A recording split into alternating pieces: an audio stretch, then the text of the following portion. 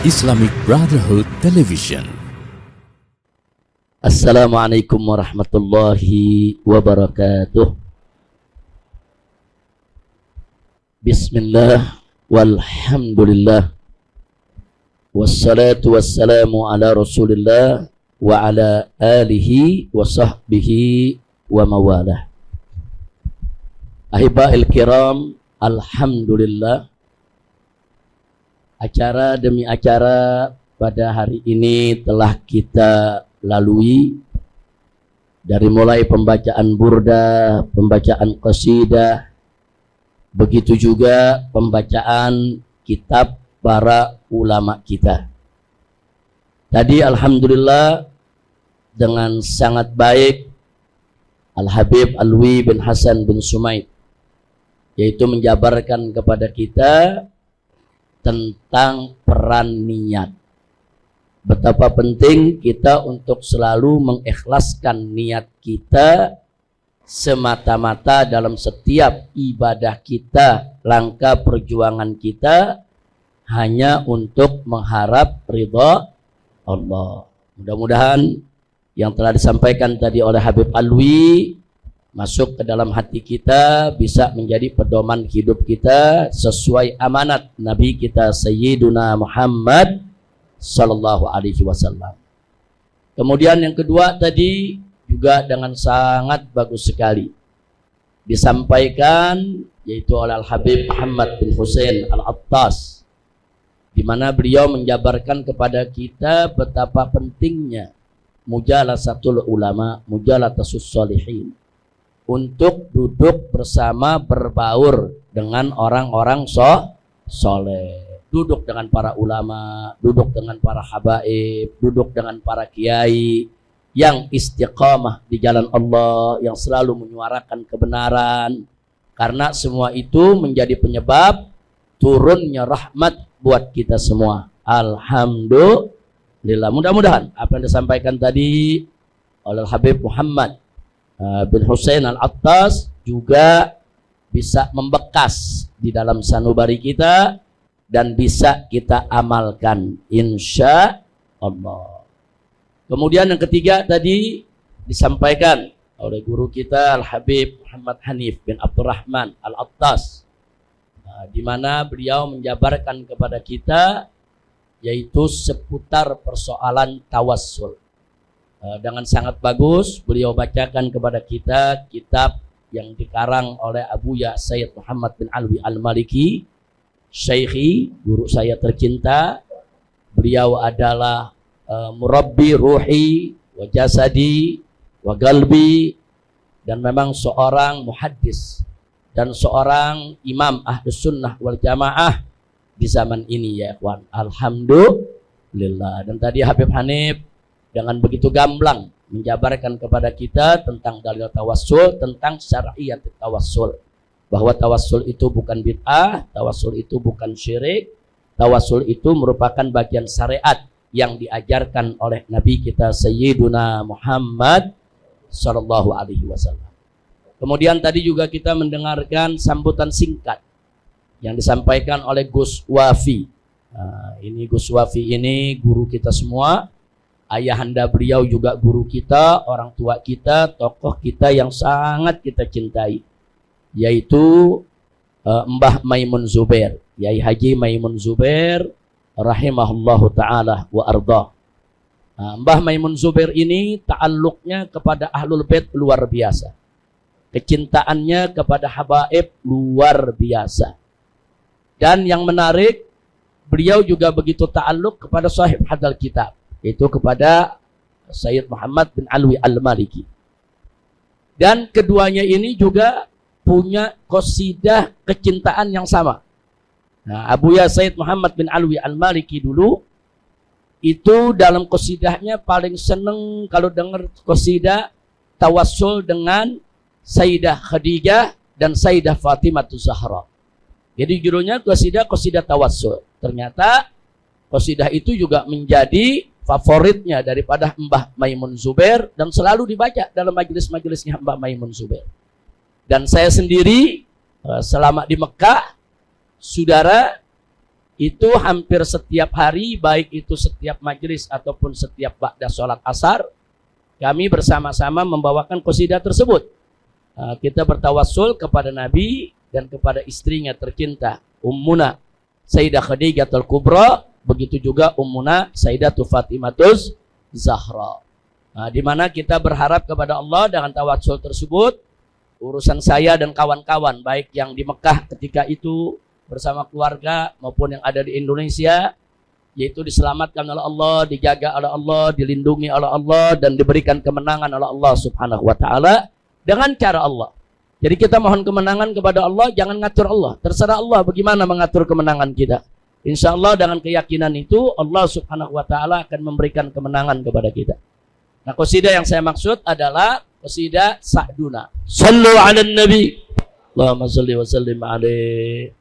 Saya minta kepada Kiai Haji Fakhrur Razi Al-Bantani,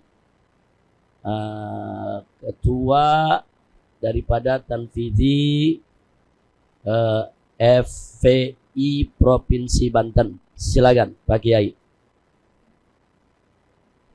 Kiai Haji Fakhruddin Al-Bantani. Silakan.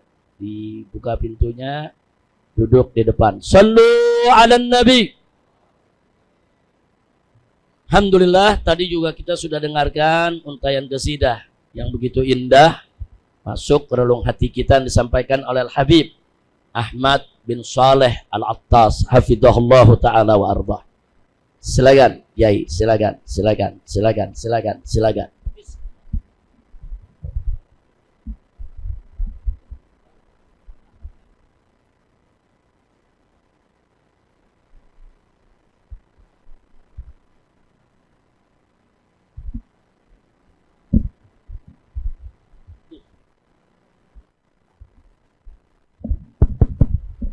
Baik ya ikhwan, alhamdulillah pelajaran demi pelajaran sudah kita lalui, mudah-mudahan semua itu manfaat buat kita, amin. Menjadi penyebab turunnya rahmat, amin. Mudah-mudahan dari tempat ini pulang nanti segala dosa kita diampuni oleh Allah, kesalahan kita dimaafkan, pintu rezeki kita dibuka oleh Allah Subhanahu wa Ta'ala, penyakit kita disembuhkan, kesulitan kita dimudahkan, kesempitan kita dilapangkan, ilmu kita ditambah, rumah tangga kita diharmoniskan. Bagi yang belum berumah tangga, jodohnya dimudahkan. Insya Allah mudah-mudahan kita semua minas salihin. Amin ya rabbal alamin. Nah, baiklah ahibbail kiram, pada kesempatan hari ini saya hanya ingin mengingatkan bahwa saat ini kita ada di bulan Muharram. Dan hari ini kita ada di Yaum Tasu'a, hari ke-9 daripada bulan Muharram. Besok insya Allah kita masuk Yaum Ashura, yaitu hari Ashura yang merupakan tanggal 10 dari bulan Muharram. Dan puasa Ashura sangat dianjurkan oleh Nabi kita tercinta Sayyiduna Muhammad sallallahu alaihi wa alihi wa sahbihi wasallam.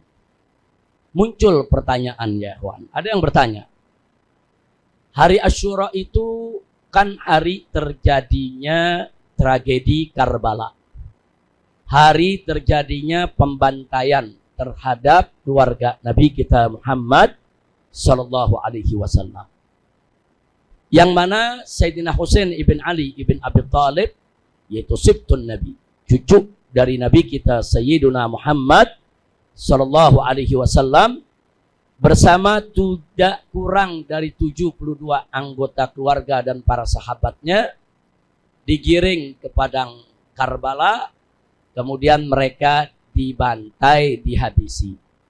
Kecuali yang selamat satu kaum wanitanya yang dipimpin oleh Sayyidah Zainab Sri Kandi Karbala, adik kandung dari Sayyidina Husain ibn Ali ibn Abi Thalib, dan yaitu putra Sayyidina Husain yang ketika itu sedang demam, sakit, ada di kemah, kemudian dijaga, dibela oleh sang bibi, yaitu oleh Sayyidah Zainab, yang semula beliau ingin dibantai juga, ingin dihabisi, tapi dengan izin Allah, berkat perjuangan sang bibi yang begitu gigih, singa betinanya Karbala, akhirnya Al-Imam Ali Zainal Abidin, putra daripada Sayyidina Husain, selamat dari pembantaian. Andai kata Imam Ali Zainal Abidin saat itu dibantai juga, maka keturunan Sayyidina Husain hari ini tidak ada. Maka para habaib yang saat ini ada di Indonesia nggak ada, ya kawan. Nah, jadi bagaimana para habaib sekarang ini bisa ada, bisa tersebar? Salah satu adalah karena Allah menyelamatkan Al-Imam Ali Zainal Abidin dari pembantaian. Nah, sedangkan ada lagi beberapa anak laki-laki yang masih kecil, yaitu putra-putra Sayyidina Hasan, keponakan Sayyidina Husain, juga selamat dari pembantaian. Sehingga sampai hari ini keturunan Sayyidina Hasan juga masih bertebaran di atas muka bumi, termasuk guru besar kami tercinta, Abuya Sayyid Muhammad bin Alwi Al-Maliki. Beliau Al-Hasani. Nah, jadi di sini saya tidak ingin membahas tentang sejarah tragedi Karbala-nya. Tapi ada yang menarik, ada yang bertanya. Ini hari tragedi Karbala ini kan hari suatu tragedi yang penuh kesedihan, yang penuh keprihatinan. Nah, kenapa harus kita puasa? Nah, kenapa kita harus puasa? Ada apa dengan puasa? Jadi ada kelompok yang menolak puasa di hari Asyura dengan alasan karena hari tersebut, hari Asyura adalah hari pembantaian keluarga Nabi. Nah, untuk menjawab itu ya ikhwan, pertama perlu kita sampaikan bahwa disyariatkannya puasa Asyura lebih dulu ada daripada peristiwa tragedi Karbala. Itu dulu kita catat. Jadi peristiwa Karbala itu terjadi setelah wafatnya Nabi. Sedangkan puasa Asyura itu disyariatkan pada saat hidupnya Nabi. Nah, dengan demikian kita perlu garis bawahi, tidak mungkin suatu peristiwa tragedi sesedih apapun, setragis apapun bisa membatalkan syariat Nabi. Nah, ini kan yang mensyariatkan kan Nabi, yang menganjurkan Nabi, yang mengajarkan Nabi. Mana mungkin bisa dibatalkan dengan suatu peristiwa yang tragis sekalipun ya ikhwan. Ya, peristiwa tragedi Karbala itu sangat tragis, sangat memprihatinkan, sangat menyedihkan, sangat menyakitkan, saudara, betul. Tapi sesakit apapun, sesedih apapun, setragis apapun, tetap nggak bisa membatalkan syariat yang datang dari Nabi kita Sayyiduna Muhammad Sallallahu Alaihi Wasallam. Maka itu saya ingin katakan di sini, mestinya, saudara, kita menjadikan peristiwa Karbala bukan sebagai pembatal syariat, tapi justru menjadi penghidup syariat sunnah Nabi kita Muhammad Sallallahu Alaihi Wasallam. Loh, maksudnya bagaimana? Justru kalau kita prihatin, kita peduli dengan peristiwa yang tragis dan demikian rupa, yang perlu kita renungkan, perlu kita tafakur untuk mengambil ibrahnya, untuk mengambil pelajarannya. Alangkah indahnya kalau itu kita lakukan sambil berpuasa. Justru jadi indah kalau kita memperingati tragedi Karbala ini dengan puasa yang diajarkan oleh Nabi. Dalam keadaan puasa kita tafakur, kita merenungi. Karena sekali lagi, saudara, bahwa peristiwa Karbala yang begitu tragis menimpa Ahlul Bait ini bukan untuk kita histeriskan, bukan. Bukan untuk kita tangisi dan sedihi sepandang zaman, bukan. Tapi untuk kita ambil iktibar. Fa'atabiru ya ulil absar. Ya ahlan wa sahlan, ya marhaba bi Syekh Mahir As-Suri. Jazakumullahu khairal jaza. Tafadhol diantar lewat. Nah, ini salah satu guru besar Universitas Imam Syafi'i yang ada di Cipanas, Cianjur sana ya ikhwan. Ya ahlan wa sahlan. Nah, beliau seorang alim, seorang qari dan sangat dekat dengan kita. Dulu suka hadir sini 6 tahun yang lalu sebelum saya hijrah. Beliau pernah hadir. Silakan sallu 'alan nabi.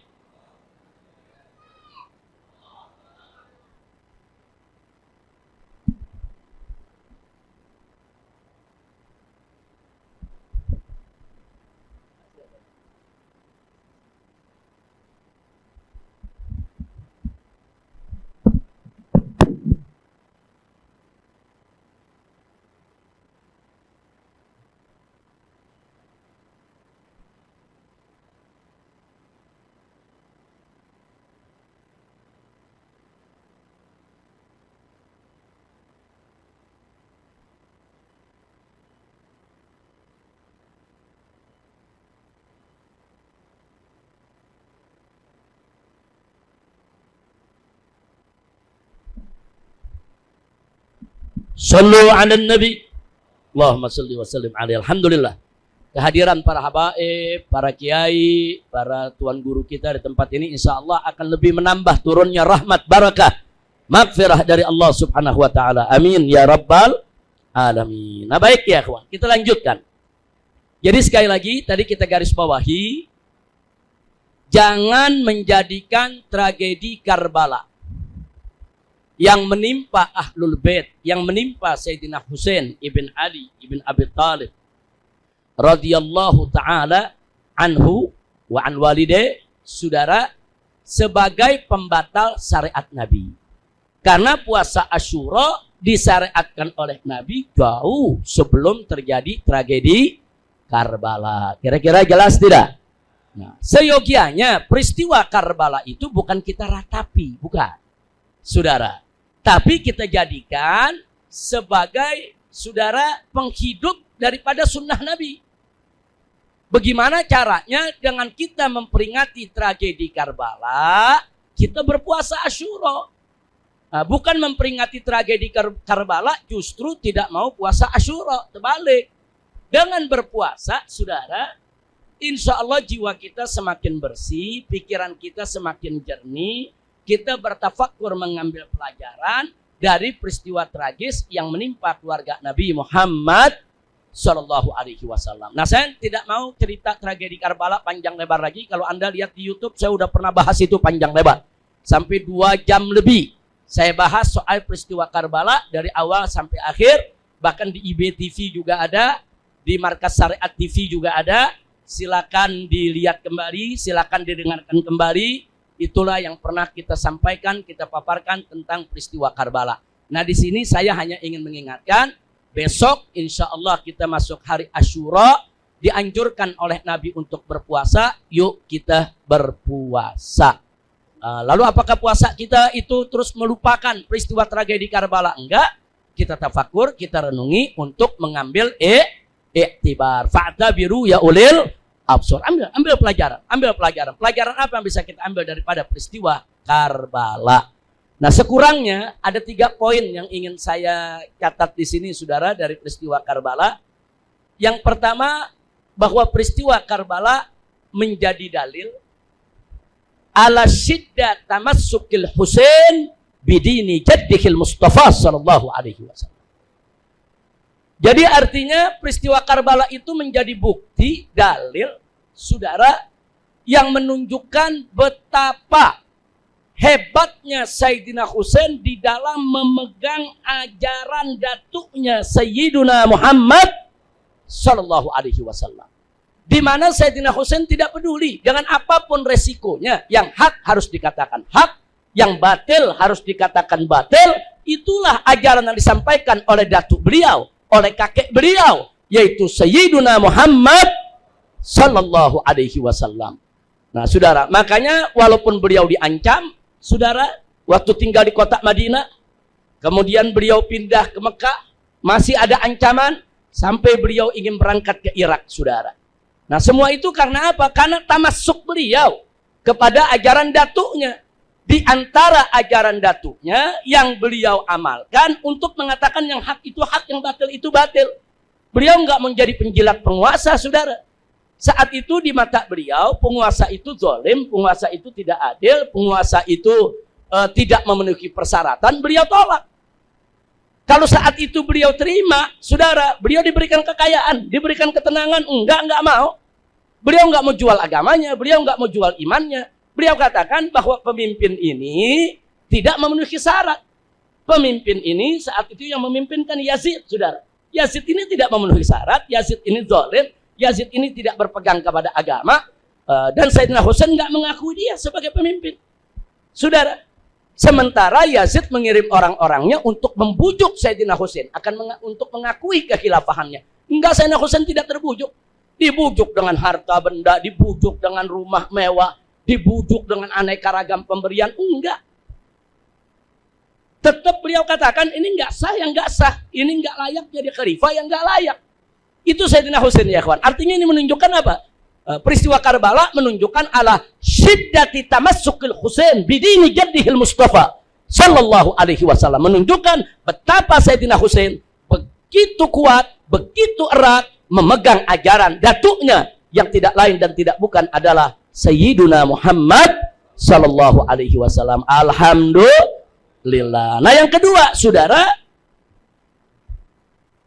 apa yang terjadi di padang Karbala mesti kita maknai itu sebagai bukti, saudara, akan peran Ahlul Bait di dalam menjaga Al-Quran dan As-Sunnah. Karena Nabi sendiri mengatakan taraktu fikumus tsaqalain. Nabi yang menyampaikan. Silakan buka kitab Sahih Muslim, saudara. Hadis sahih, saudara. Disepakati oleh para ulama. Di mana beliau menyampaikan kepada umatnya, taraktu fikumus tsaqalain. Aku tinggalkan untuk kalian sekalian 2 pusaka. Jadi ada 2 pusaka peninggalan Nabi yang ditinggalkan oleh Nabi untuk umatnya yang harus dijaga. Apa itu gerangan? Yang pertama adalah kitabullah, yaitu kitab suci Al-Quran, termasuk As-Sunnah yang menjadi penjelas isi kandungan Al-Quran. Jadi kalau udah disebut Al-Quran, berarti As-Sunnahnya udah masuk tuh. Kenapa? Karena As-Sunnah adalah penjelas isi kandungan Al-Quran.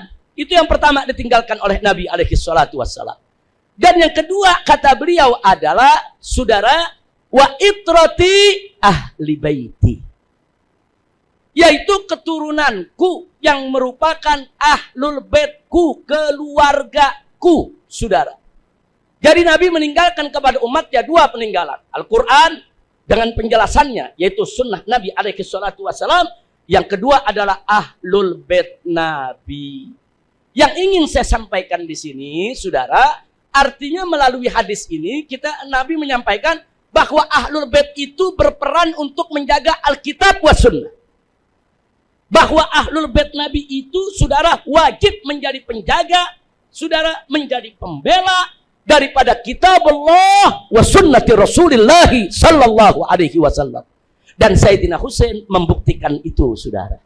Walaupun beliau radhiyallahu ta'ala anhu harus menumpahkan darahnya, saudara, menyumbangkan nyawanya, tapi karena memang ahlul bait itu punya tugas berat, jaga Al-Quran, jaga As-Sunnah, bela Al-Quran, bela As-Sunnah. Karena ini memang tugas ahlul bait, saudara, yang sudah diamanatkan oleh Nabi.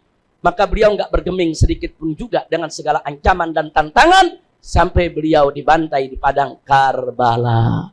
Jadi cara memaknai Karbala begitu. Jangan memaknai Karbala dengan ratapan. Jangan dengan pukul-pukul diri, dengan pedang, dirobek-robek dadanya, dipecahin kepalanya. Bukan itu. Bukan itu, saudara. Sayyidina Husain nggak mau kematiannya untuk kita ratapi. Karena ratapan itu bukan dari ajaran Islam, saudara. Haram, an-niyahah itu haram dalam Islam. Nggak boleh kita meratap. Nah, karena itu maknailah bahwa peristiwa Karbala adalah satu peristiwa besar yang punya makna besar, sudahlah, di dalam perjuangan Islam. Nah, itu yang kedua. Yang ketiga, saudara, tentu kita tidak pungkiri adanya peristiwa Karbala menunjukkan, saudara, sebagai bukti kuat, dalil kuat tidak terbantahkan betapa beraninya Sayyidina Husain dan Ahlul Bait di dalam menjaga, membela Al-Quran dan Sunnah Nabi kita Muhammad Sallallahu alaihi wasallam. Nah, sepatutnya keberanian semacam ini yang diwariskan oleh Sayyidina Husain dari datuknya, dari Rasulullah Sallallahu alaihi wasallam, juga bisa diwarisi oleh para keturunannya, saudara.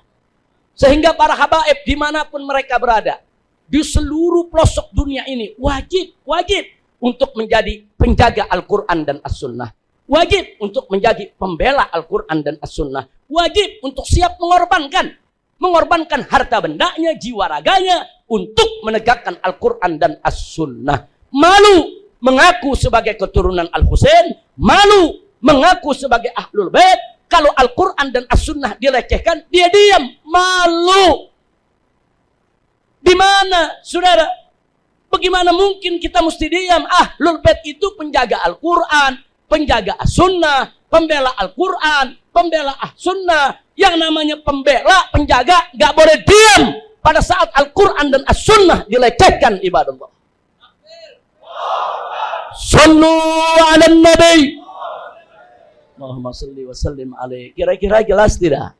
Nah, maka itu saya mengajak, yuk mari kita renungi, kita renungkan, saudara, peristiwa Karbala bukan dengan ratapan, bukan dengan kesedihan, bukan dengan kecengengan, enggak. Sayyidina Husain enggak ridho, saudara. Kalau beliau punya keturunan dan beliau punya pecinta di mana saja untuk cengeng gara-gara Karbala, enggak. Karbala enggak boleh mewariskan kecengengan. Karbala enggak boleh mewariskan ratapan. Tapi Karbala itu harus mewarisi semangat juang untuk membela Al-Quran, menjaga Al-Quran, membela As-Sunnah, menjaga As-Sunnah. Karbala itu harus mewariskan keberanian untuk membela agama Allah. Karbala itu harus mewariskan, saudara, kecintaan kita yang harus lebih, saudara, ditinggikan lagi kepada Nabi kita Sayyiduna Muhammad Sallallahu Alaihi Wasallam. Nah, ini yang saya mau sampaikan ya ikhwan. Nah, karena itu saya himbau, suruhkan besok, ya, siapa-siapa yang bukan musafir, siapa-siapa yang tidak ada halangan, yang tidak sakit, siapa-siapa yang sehat walafiat, yuk sama-sama kita berpuasa Asyura, insya Allah. Nah, Nabi pernah ditanya, su'ilan Nabi sallallahu alaihi wasallam an Asyura. Nabi pernah ditanya, apa sih manfaatnya puasa Asyura? Beliau menjawab, yukaffir sanatal madiyah. Bahwa puasa Asyura itu bisa menjadi penebus, menghapus kesalahan kita di tahun yang lalu. Subhanallah. Kita tahun yang lalu mungkin banyak dosa, banyak kesalahan kita buat. Kapan lagi, saudara, kita cari penebusnya? Banyak penebus dosa ya kawan. Tapi salah satu yang disebutkan oleh lisan suci Nabi kita Muhammad sallallahu alaihi wasallam adalah puasa Asyura. Nah, tapi memang saudara, Nabi mengajarkan kita, dan ini juga dibahas oleh para ulama kita di kitab-kitab fikih, saudara, kalau kita puasa Asyura, jangan Asyura sendirian saja. Nabi dulu pernah berkeinginan, ini sunnatun hammiyah. Nabi pernah berkeinginan, di mana beliau pernah menyatakan sebelum akhir hayatnya, kalau aku hidup di tahun yang akan datang, maka niscaya aku akan puasa mulai dari Yaum Tasu'a. Puasa dari hari ini, yaitu tanggal 9. Tapi akhirnya Nabi nggak pernah laksanakan puasa tersebut, karena ajalnya tiba, saudara. Tapi niat baik Nabi ini, keinginan Nabi, himmah Nabi, niat yang begitu mulia, patut untuk dilaksanakan oleh umatnya, insya Allah. Lalu tujuannya apa sih? Kok Nabi mengajarkan kita puasa Asyura digandeng dengan Tasu'a? Tujuannya supaya kita punya puasa nggak sama dengan puasa orang Yahudi. Karena dulu di zaman Nabi, orang-orang Yahudi juga puasa hari Asyura. Karena hari Asyura itu hari kemenangan Nabi Musa alaihissalam.